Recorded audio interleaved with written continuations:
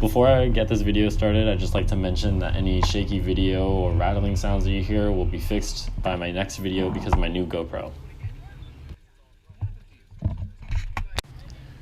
So today's race is the CBR Upgrades Points race. It was in Compton, California back in December. My average speed this race was 26.9. My average power was 244 and my max power during the sprint was 1250. This race is the first time that I'm doing it in the clockwise direction. Last time I did it was counterclockwise, and it added a little bit of interest into this last straightaway where it was a slight uphill. But now everything is flip-flopped, so currently it's going on a slight downhill. Then there's a back straight, which is sort of flat, and then the far side is a slight uphill. No moments were too decisive in this race because it was just a standard four corner, and only at the very end of the race there was a three-man breakaway just out of sheer power. During this race though, starting off pretty early, I was excited to jump the gun, and there was already one man trying to push a breakaway, and I decided that since it's only 4 minutes in the race, I think we're about 3 laps in, to send just a little attack. Nothing to go all in on for sure, because I'm definitely not someone who can hold power for a long amount of time, but definitely something to just kind of throw everyone off their game, especially this early on into a 40-minute crit. This was actually the last race of the day, so because it was a combined 4 or 5 fields, the 4 racers had already raced and the 5 racers had already raced. And so I'm just trying to do my best to punish all the other racers who already raced earlier during the day. By this time, I already have like a 200-foot gap behind me, and this guy comes up and joins me, and we are just totally flying down this corner. I mean, just look at this angle that I'm at right now. It was insane.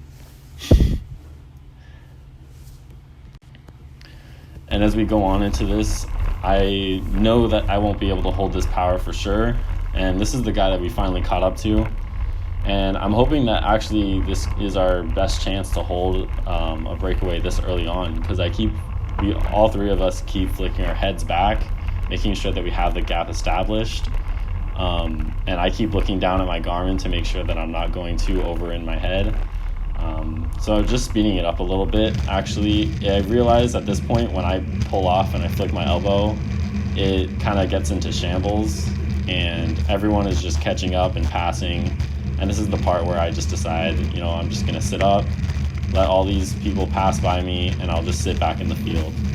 Because just 1 lap ago, I did my job and I got all of this started, because before it was just one person and I was the second person to actually get something started and have everyone else chase me down.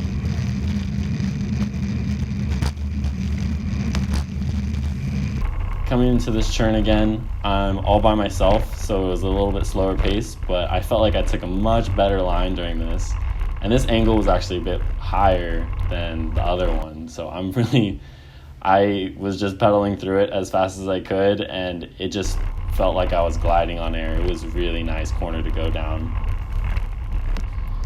It was at this part of the race that the rest of the field finally caught up.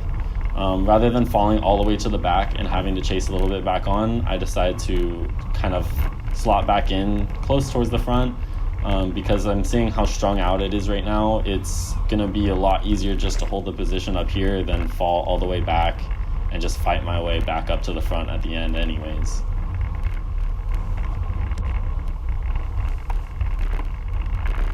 So here, I just wanted to emphasize how important it was just to take the inside lines on such a large, wide turn like this. We're already 3 or 4 riders wide, and simply staying on the inside is just much more efficient, especially with this many racers and how strung out it is. It definitely felt much easier to stay on the inside. That being said, however, coming in towards the starting line straight away, a lot of riders decided that it was a good time to just let off the pedals and just kind of glide through and take a rest. And on the right side is where the booth is. So the road kind of narrows in towards the left side. So this was a really good opportunity for me just to keep pedaling at my normal pace. Well, not my normal pace, my race pace, of course. And I just fly by like 20 positions right there, just keeping power on the pedals. And I mean, on the straightaways and uphills, that's what everyone else is doing. So we're about halfway through the race now, and I'm just thinking that I can stay slotted into this race. And this is the start-finish line, and a crash occurs right in the middle. And that was kind of a dicey move by me to go on the outside through the cones.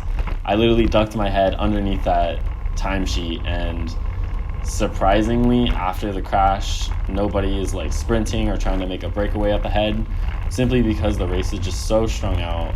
There's no communication from the front all the way to the back. So it was good because I didn't have to chase so hard just to catch back on. I was able to just slot right back in and continue the race like normal.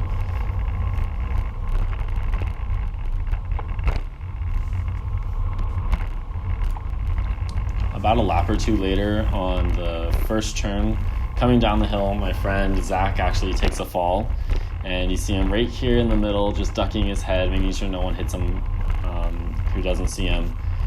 What ended up happening was a rider in front of him flicked their back wheel, and his front wheel just barely got caught by it. He flipped over the handlebars and actually ended up ripping out the front derailleur from his frame. But luckily he's all right. Just little scrapes and bruises, but nothing too bad. He got to recover and was riding on the next day.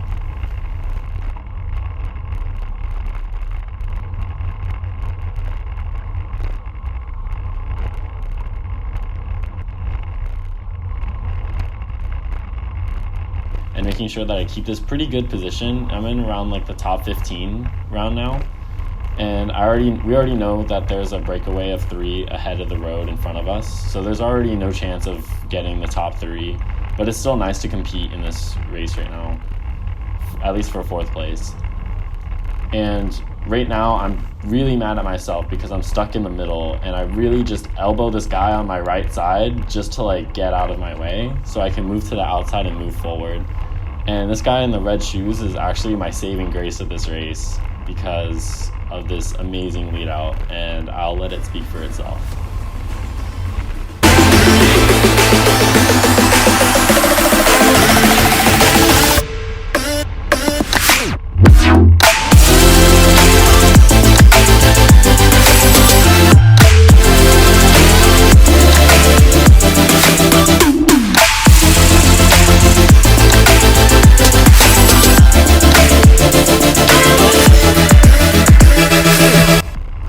And there we have it, 4th place. Snagged it right by those 2 guys, just flying right by them. It was an awesome sprint, but didn't quite snag the top 3 positions.